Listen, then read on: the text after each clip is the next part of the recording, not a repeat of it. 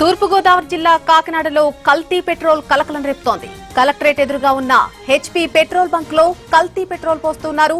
Petrol కు బదులుగా వాహనాల్లో నీటిని నింపుతున్నారు బంక్ నిర్వాహకులు.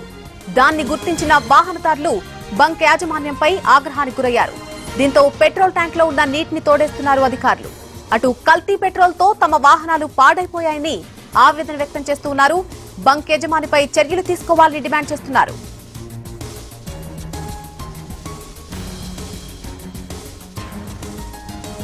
కాకినాడలో కల్తీ పెట్రోల్ కలకలం రేపుతోంది. కలెక్టరేట్ ఎదురుగా ఉన్న హెచ్పీ పెట్రోల్ బంక్ లో కల్తీ పెట్రోల్ పోస్తున్నారు.